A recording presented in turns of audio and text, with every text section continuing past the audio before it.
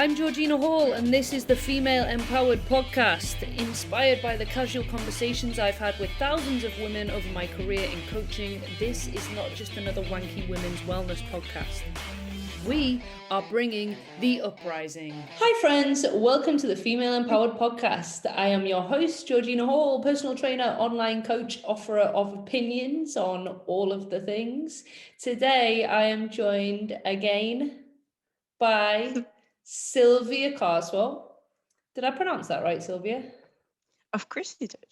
Good. Silvia is one half of TY Therapy Courses. That's an online therapy course, training you in all the things, relationships, self-love, confidence. And you also offer counselling, don't you, Silvia?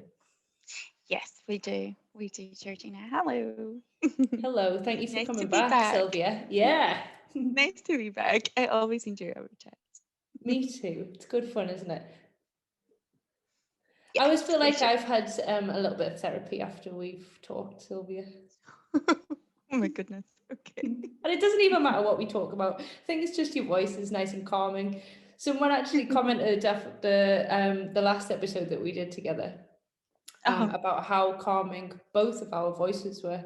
And I was like, I'm pretty sure I just came down with Sylvia. Like, you just put us on a nice chill level. Oh, that's so lovely. Thank you. So let's get this out of the way first. You are Slovakian Scottish. Yeah, I'm prefer make sure people always ask me about my accent. Many of my clients are like about kind of 15, 20 minutes into the first session. They're like, I'm trying really hard to decipher your accent. Where is it from? So yeah, it's a proper mixture, I think. Slovakian, Scottish. I lived in States for a bit. I lived in Germany as well. So I might have picked up, different accents along the way. So I'm this mixture of stuff. I don't think anyone would ever guess it right first time. I didn't have a right guess yet, no. Tell us about the little really girl. Tell us about the little girl who hangs outside your apartment building. Oh, she's so cute. She's proper little girl. We were playing one day because I locked myself out. Been there, my friend. As you do. Many times. And I was waiting for the expensive guy that comes and lets you in within like 10 seconds and charges you 100 quid. So I was waiting for him and I was hanging out in the garden and so we started to play together. She wanted me to do some cartwheels. So we were cartwheeling around the garden and all of a sudden she kind of looks at me and she goes, "Are you Polish or something?" in this deepest Scottish accent. Are you Polish or something? There you go. I can't do that. It was so sweet. I still giggle about it from time to time.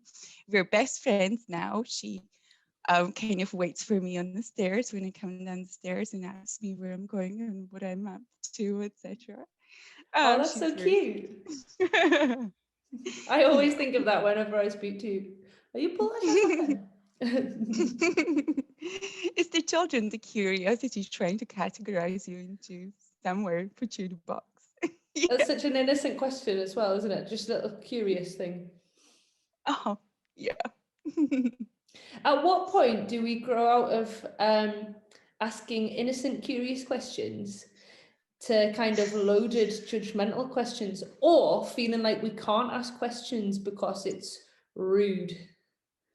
That's it. The second one was spot on. I think this kind of childish curiosity and this wonder, that's within us, but it's within every single one of us. And it's always as we are growing up, it's almost like taken away from us through the our caregivers, unfortunately, through the social cultural judgments. Don't do that, you can't say that, that's rude. you don't really think that, that kind of thing. And we kind of, these messages kind of sift through, and that puts a real break, onto our kind of just wonder, onto our creativity even sometimes, and curiosity. Yeah. It's such a shame, isn't it? My friend's little boy, Teddy, he once said to me, what's gay? And Oh. I Mm-hmm. explained to him what's gay. A Mm-hmm. man loves a man or a woman loves a woman. Mm-hmm. And I discussed that with him for a while. Now his new theory is that Anna and I will have a baby girl when we have kids. When, Mm-hmm. if not happening, and that's because obviously two girls would make a girl baby. Oh. Uh-huh. And Yeah. and his theory has been proven because his friend has two dads. So two men make a baby boy. Uh-huh. There you go. There is logic to it, isn't there? Yeah, Yeah. he's You picked can't up deny anecdotal it. evidence and he's Uh-huh. created a theory. Yeah. Very clever. There you go. When are we expecting the girl? We are not expecting Sylvia. If one was to come about, it would be a massive accident. It would be all over the news. How the fuck's that happened?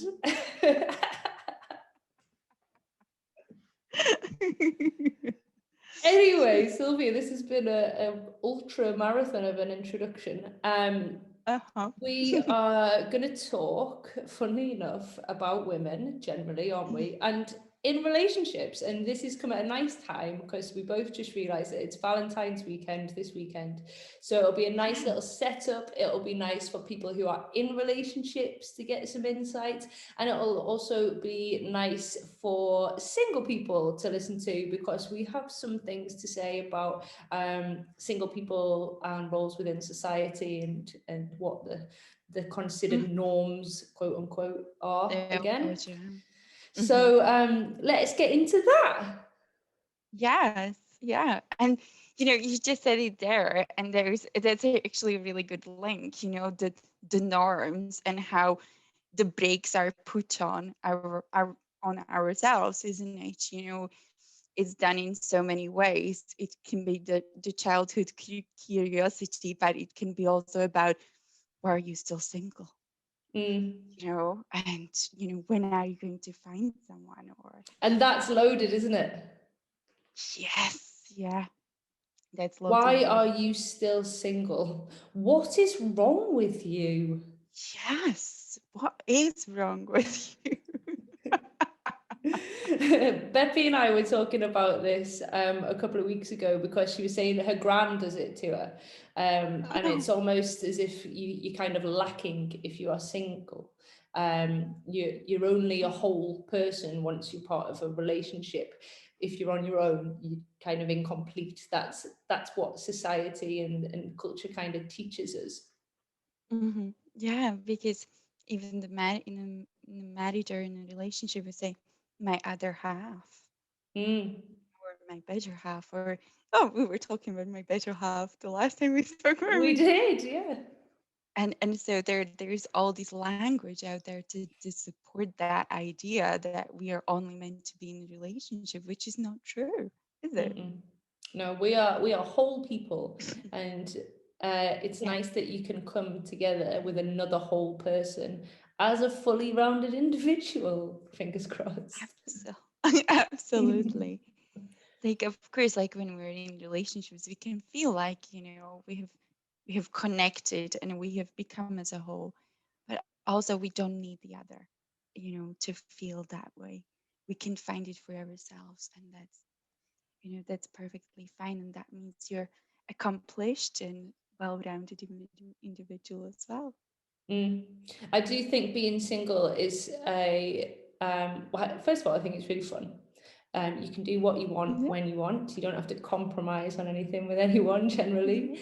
And it's a great opportunity to work on yourself, Oh self-development, yeah. get some therapy, deep dive into spirituality if you want. All kinds of things that you can do by yourself while you haven't got anyone else to think about, just yourself. Yeah, exactly. No responsibilities, no expectations, from your partner, no time, divide between the two, etc., etc. You can do what feels right for you. If you want to work on yourself, you can. If you don't want to, then you don't have to. If Absolutely. you just want to watch Bridget Jones sit in your pants and eat ice cream, you can do that as well. That sounds like a lovely night in. Sounds perfect to me. Yeah. We actually discussed that one day as well about the Bridget Jones thing, because that's another thing is seeing it in Hollywood. That's cultural, isn't it? The idea of a sad, lonely woman eating ice cream and crying over men. That's Yeah, the vision. yeah, yeah. Yeah, exactly. And then there's always the happy ending when she ends up in a relationship, isn't there? Yeah. And What about that's flipping that on its head? What about flipping that on its head, where you don't have to share your ice cream, you don't have to put nice pants on, and you can watch whatever you want on the telly. yes, the remote is all yours. Awesome. Love Yeah. it. No sharing of ice cream. Ah, or pizza in my in We tend to just buy our own. We always get two things.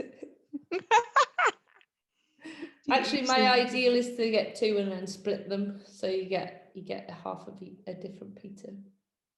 Nice, nice. Yeah, Sounds and good. I would, but if I was sharing, I'd just get 2 tubs of ice cream. I'm still working on compromise, Sylvia. It's a marathon, not a sprint. How are you getting on? Really good. I've come a long way, actually. I'm here. Sometimes we all forget how far I've come.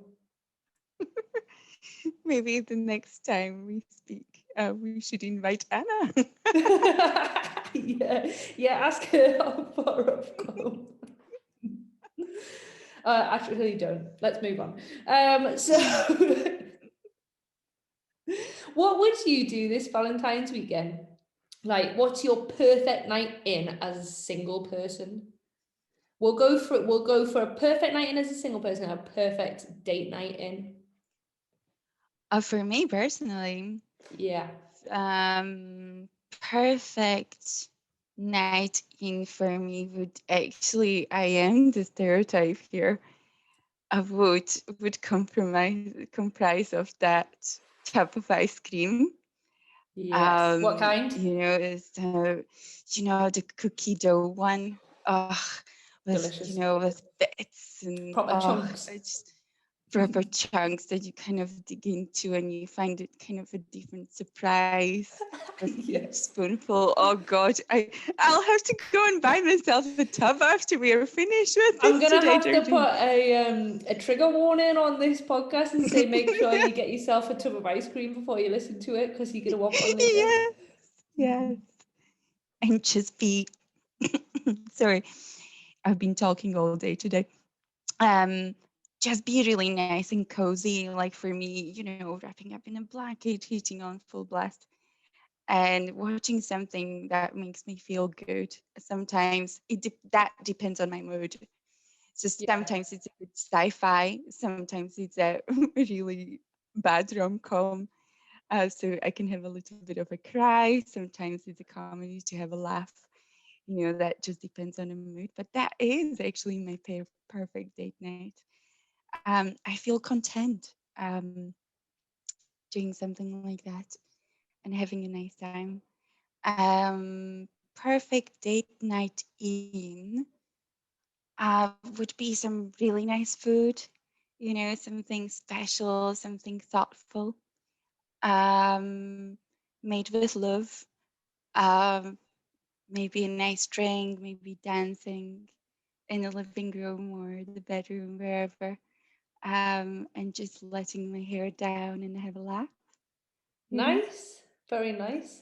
That What sounds like about a lot of you? my lockdown nights. And actually, to be fair, my nights on my own and nights with Anna would be very, very similar. Actually, we tend to just wrap up in blankets, and we've been watching RuPaul Drag Race. We've just got into that, so Oh, okay. Uh-huh. that's our buzz at the minute. And I'm big into houseplants. I have Mm. actually got so boring recently, like over the last year. Like all of my crack is about houseplants and oppression sometimes. Like people must think, what have you become, Georgina? I remember when you used to be fun. I haven't had a drink since September. I just want to sit on the sofa wrapped in a blanket eating chocolate and watching RuPaul.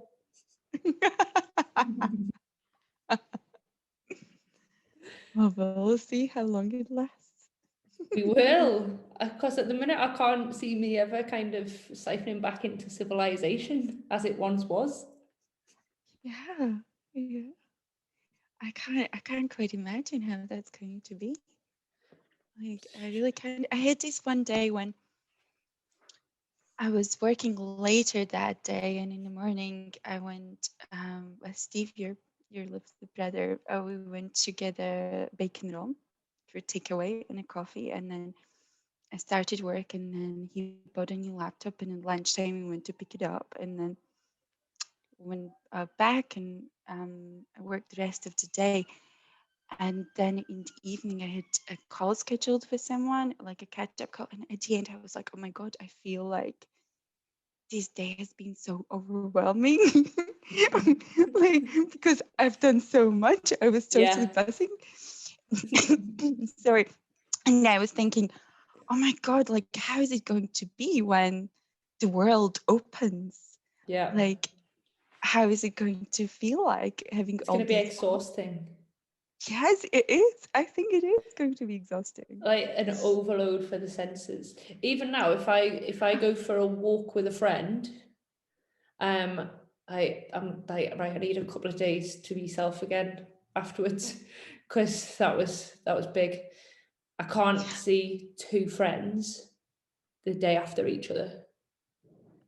Too much. No, too much. Yeah. Yeah. I get that. I get that. I used to see Yeah. 20 people at a time in the gym and be like, way, loud music blasting, lights, everyone boxing, smashing bags. Oh God, the thought of that. How is that going to be when you go back to that? I don't know, I might If have to you do it in shifts with someone else. We might have to just share the load, might we? Oh, or like maybe wear sunglasses or something, so that I feel a little and bit just more invisible. and earplugs, maybe. Yeah, yeah. Maybe just a bag over my head or something.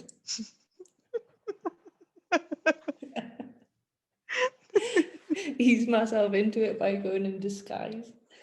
Yeah. Anyway, Sylvia, I've got some questions for you from my client group. If it's okay, can we go through them and maybe help? Of I course. don't know, maybe we can help some people have a nice Valentine's weekend by answering these questions. Maybe. Let's Some see. of them we might be able to help people have a nicer life because they're big. Lovely. Okay, let's go for it. Let's deep dive here. Okay, Sylvia, why do women who are strong and otherwise independent stay in toxic relationships? Yeah, that's a biggie, isn't it? Massive. Um, yeah, and we can see that often, don't we? The kind of we can see that with our friends sometimes, even if with being kind of in that position of having a step back and notice that maybe some of our friends are not in the best relationships, etc. And we question that. Well, I was actually thinking about it the other day, and I was reading up about it. We've just done a course on relationships, so that was kind of the part of the whole thinking and reflecting process. And I think, um, in a short-ish answer, it is about healing. So we're all, in our relationships, trying to heal our wounds from usually from the childhood. Where else, would they come from? And so we tend to find people that we get into relationships with that are in some way, not in all ways, but in some way similar to our caregivers or to those adults that were very, very important in our lives as we were growing up. And actually, the thing about that is that we're likely to kind of pick people that have the worst qualities of our Right. caregivers to That's be in interesting, isn't relationships it? with. Yeah. And the reason for that is because of that healing, where there's this part of us that wants to heal those wounds that were created back then. So there's a logic to that. There's that childhood logic that we were talking about at the beginning, yeah? That Yeah. if I find someone else who is who is similar, who's not the same but similar, maybe this time I'll have a different experience. Mm, Yeah. And I'll be able to heal the wound that happened back then. Because what we are trying to do is we're almost like trying to go back to the scene of the crime. Yeah, to that unfinished business that we're left with. And through the current relationship, heal that. And, if the relationship with our caregivers was fairly toxic, we're likely to find a toxic partner. And then that pattern repeats itself. And we also tend to kind of withdraw a little bit or kind of almost like hope, that this time will be different, but without actually doing much about it or doing anything different. mm. So then we tend to repeat the same patterns over and over again. Am I making sense so far, Georgina? Yeah, that makes sense. Yeah. So a lot of it is repeating patterns, which is why it is so important to kind of be a fully rounded or whole individual before you find someone else. Yes. Really, it makes things easier within the relationship, then, doesn't it? So maybe self-development, healing is a good way to go if you are single, if you've been repeating the same kind of patterns in relationships. Maybe Mhm. sign up to your relationship course before getting back on Tinder, eh, Sylvia? Well, actually, I think that would be really nice. We were actually talking about it with Stephen.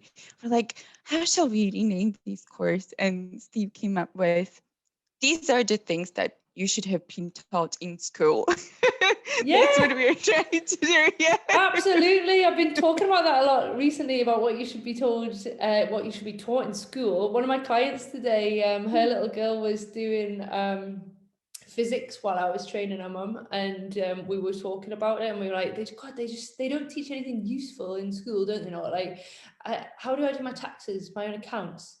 How do I have a healthy relationship? How do I manage my emotions? Yes. What's gay people? Yes. What are emotions? Let's go back, way to the basics. What are emotions? What kind of emotions are there? Like, yeah, all of this we're missing out on big time. But kind of going back to the toxic relationships, then I was talking about the patterns and about and as wanting to repeat it. But what then happens is also that now we're adults, and obviously, there's more logical way we can be thinking about things. We can express our needs better than when we are children, etc. So we can use all of that to work on our relationships with our partner. So if there is something, if the relationship, of course, doesn't go as far as being toxic, but if there are things that we're not getting, that we're longing, that we need in our relationships, then we can notice that and Mm, bring that up and address that with our partners, to provide that healing for ourselves. So that's that hopeful, bit about relationships, that sometimes we don't have to, heal on our own.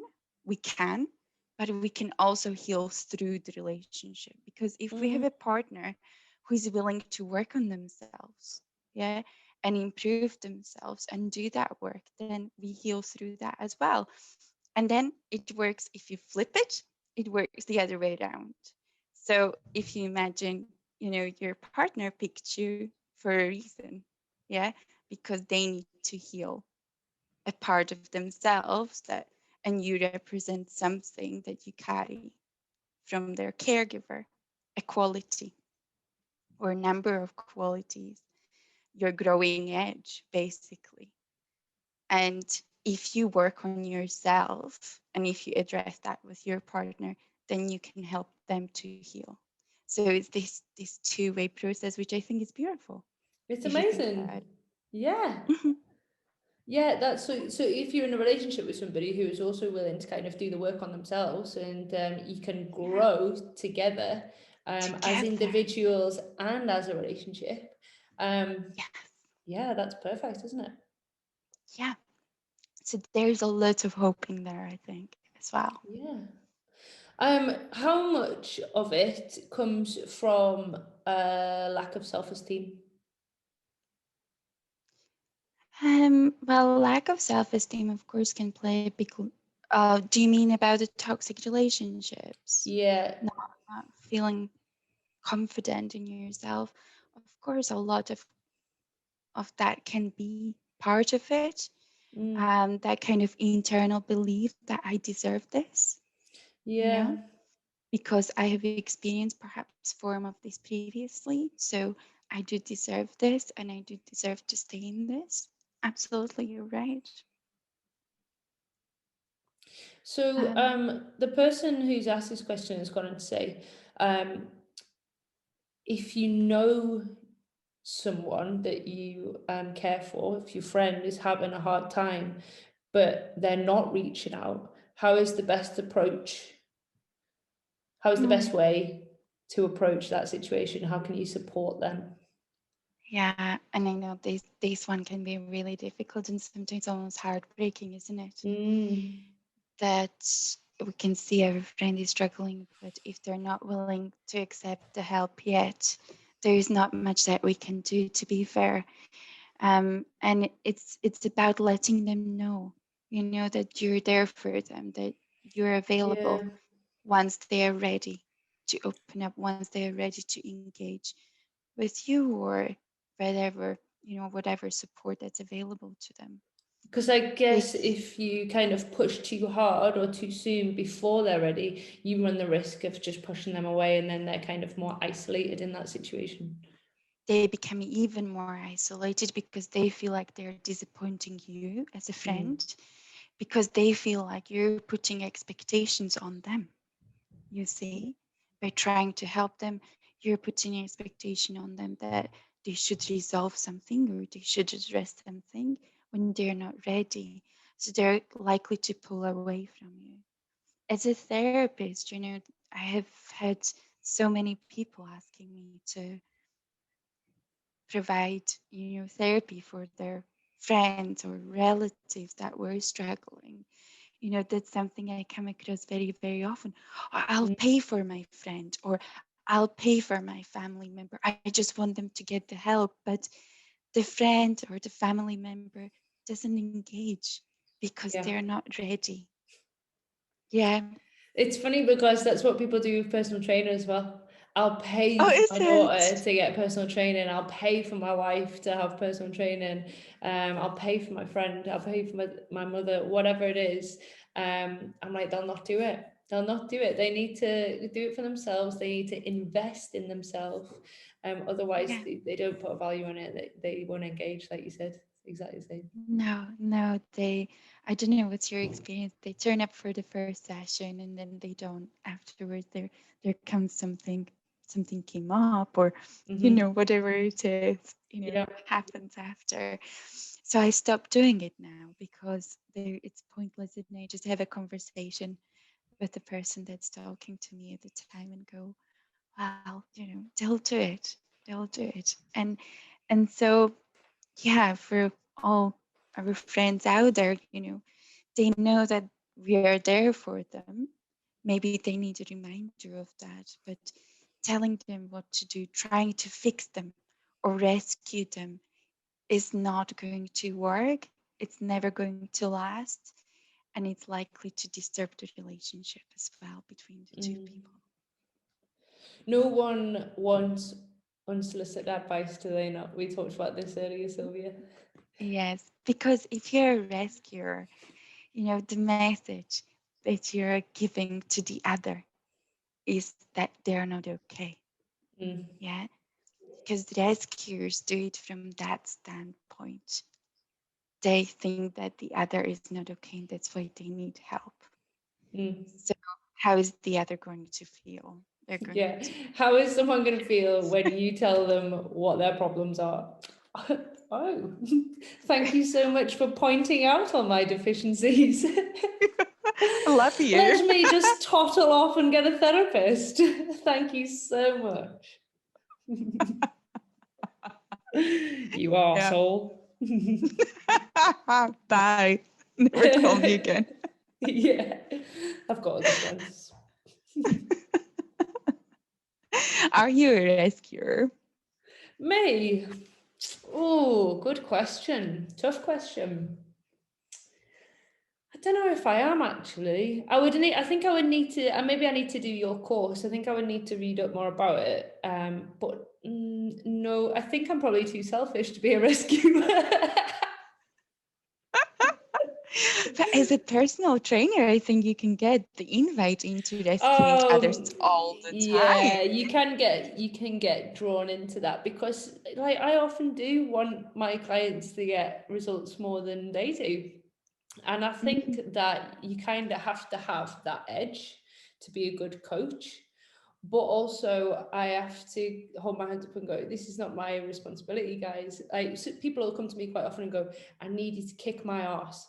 And I'll go, no, no, no. I've got my own ass to kick. You need to kick your own ass. I'll give you all the tools to kick your own ass, and I will be your biggest cheerleader. But unfortunately, I can't do it for you. If I could do it for you, I just would. And everybody would be paying me money, and I'd be doing loads of training, and I'd be shredded, and everyone would be shredded, and it'd be amazing. And I'd be able to put amazing results out on social media all the time. Look at me, how good I am. But it doesn't work like that. You've got to take responsibility for yourself. And I've got to have boundaries, which is something else I've been working on, Sylvia. Thank you very much. Oh, well done. Well done. Check you out. I know, I'm very wholesome.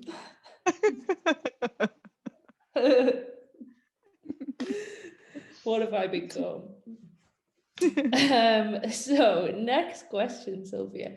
How can you manage to prioritize your relationship when so much else is going on during the pandemic?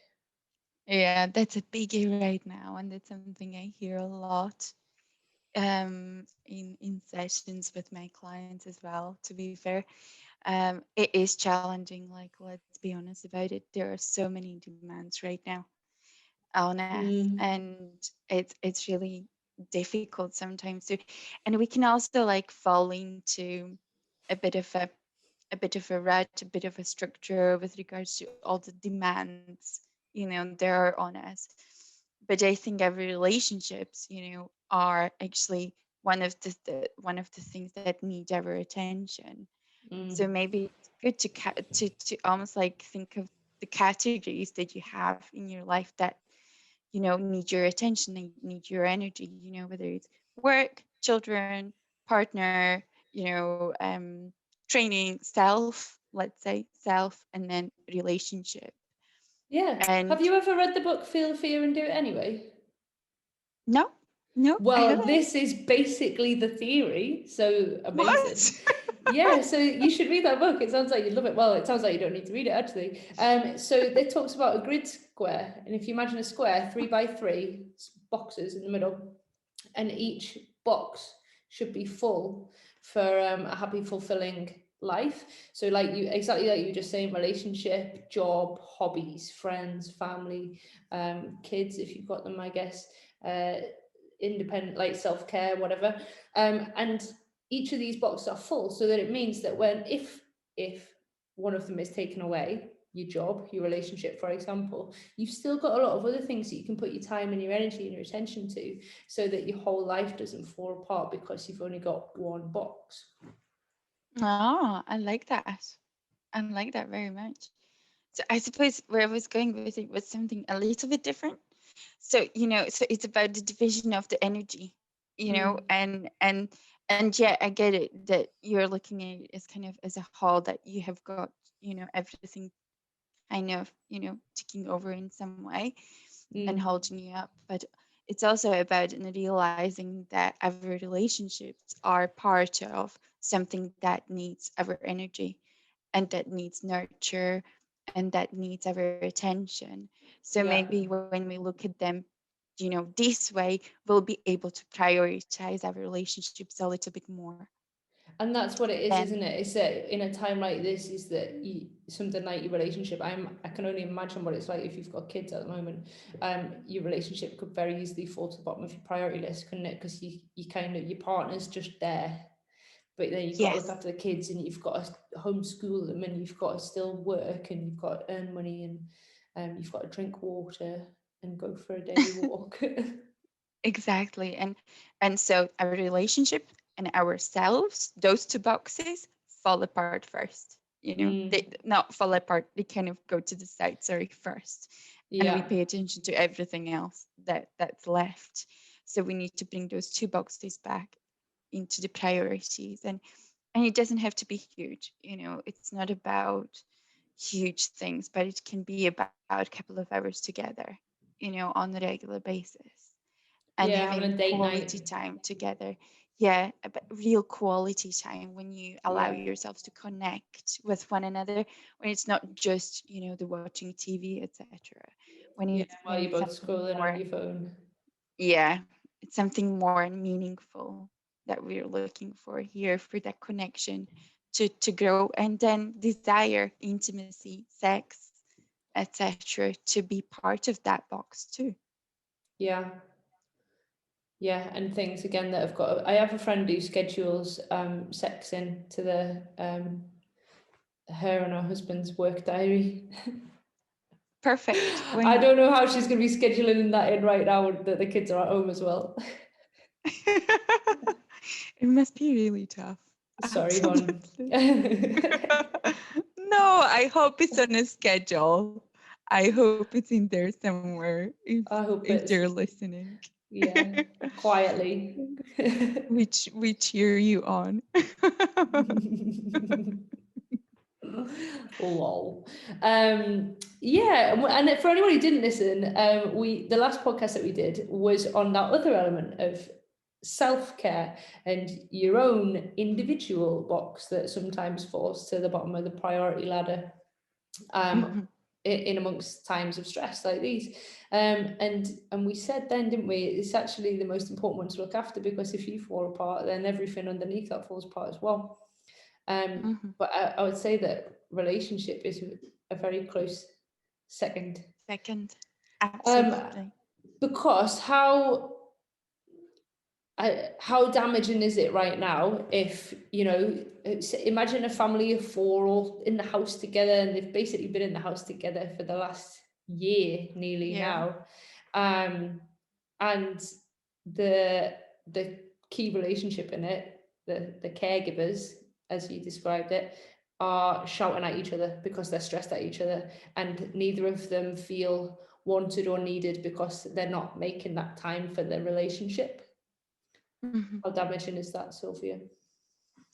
Well, that is really damaging, That's, it impacts the whole family dynamic, doesn't it? So our caregiver's relationship is actually for us as children, is one of the first relationships we witness growing up. So we learn from it, and we pick up these relationship patterns that we then carry on with Yeah, ourselves that's what you already said, going isn't forward. it? Yeah. Interesting. So, So, can I ask another mhm, question on that? Actually, of actually, I'll course. put it. I'll put it in my thought fridge. You carry on. I'll put that in my thought fridge for after. No, that's cool, Jane.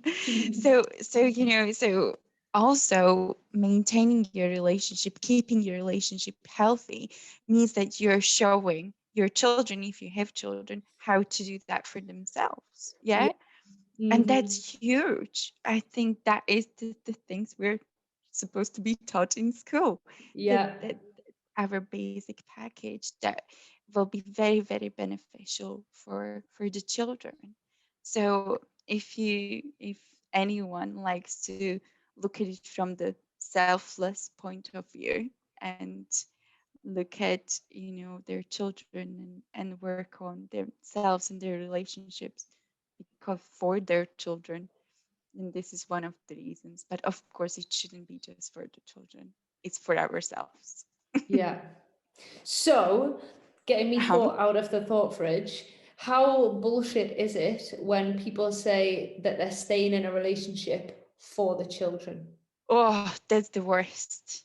That is the worst, because what you're doing there is you're actually showing children how to stay in unhappy relationship. Yeah, you're Yeah. teaching them that happiness isn't part of the equation, aren't you? Yeah, exactly. You're teaching them that in some instances that being in a toxic relationship is okay. Yeah. Yeah.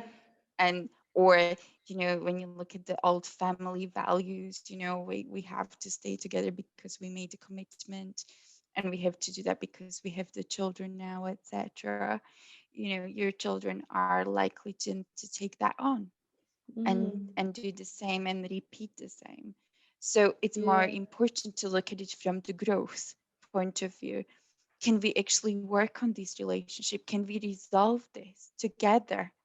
you know and show our children a good example.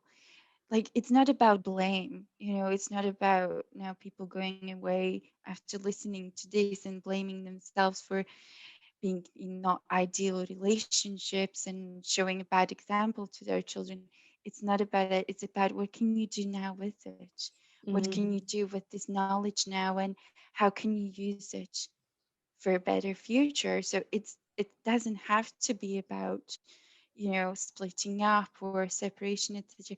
It can be about working on the relationship, working through the things that you need to work through to have a better one and Yeah. better example. Yeah. Yeah. Yeah. So there's no point in beating yourself up about any No. choices that you've made, is there? But once you do have an awareness, what are you going to do? How is that Yeah, awareness going to benefit you? What are you going to do with it? absolutely. Yeah. Absolutely. And use it. Mhm. Mm. You're so Mm. wise, Sylvia. Oh, I no. love, I love these chats. I've got one last question from clients, if you don't mind. Of Oh, course. which actually is a perfect segue. I didn't even mean to do this. How can you avoid passing on negative thoughts or anxiety to kids? So while Negative you're thoughts or messing their anxiety. whole lives up with your relationship, how else are you messing up your kids with anxiety and negativity? Sorry, everyone. Sorry, mums. We don't mean it. I'm just messing with you.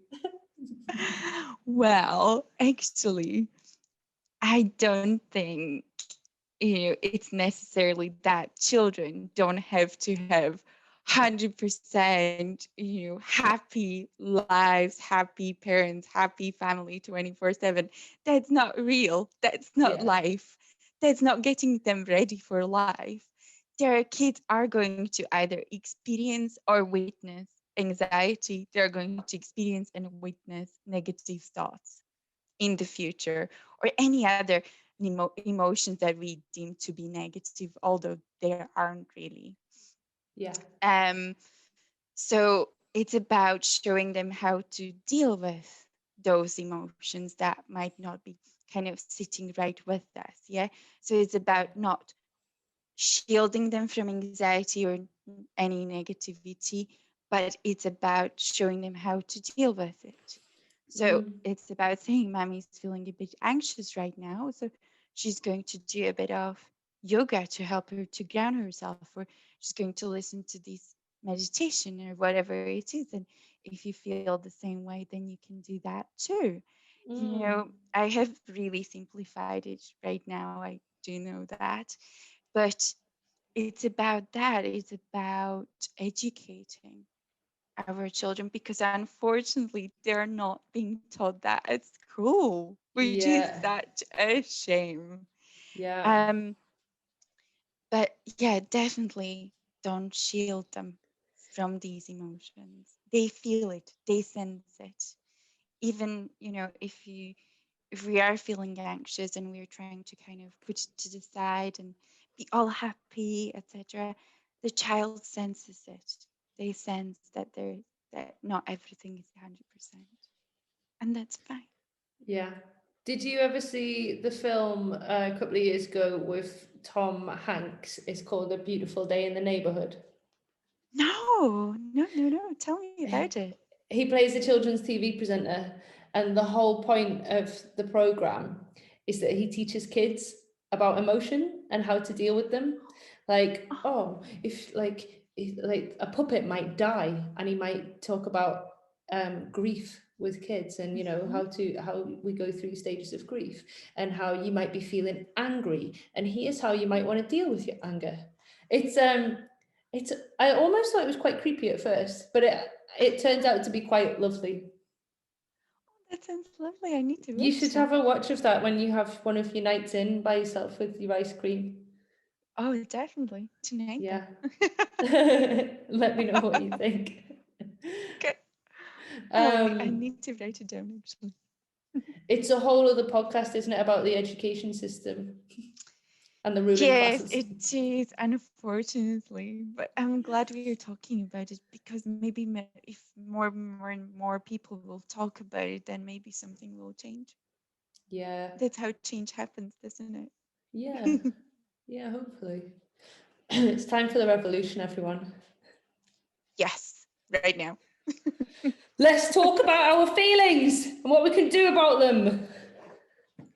Yes. The first step is write them down, isn't it, Sylvia?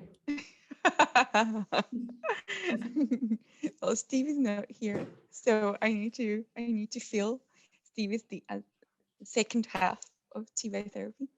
But not the So better he half, in my opinion. and so he's very big on writing everything down, which of Yes, course I agree with. Yeah. it's the answer to everything.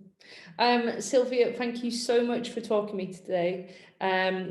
I think maybe we should do an Instagram live about this kind of thing as well. That'd be fun. And then we could get Sure. people's live comments and questions and stuff in as well. But if anybody does want to ask Sylvia any questions, you can do so. You can go and find her at TY Therapy Courses on Instagram and drop her a message. Or tytherapies.com, is that correct? Yeah, tytherapy.com. Yeah, And send her an Facebook. email. And if you Email, have whatever. anything to say about this podcast episode today at all, drop either of us a message. Please share with your friends if you found it helpful. Put it on social media and I'll share it on my stories. Just get involved in the conversation. We really like to hear what you think.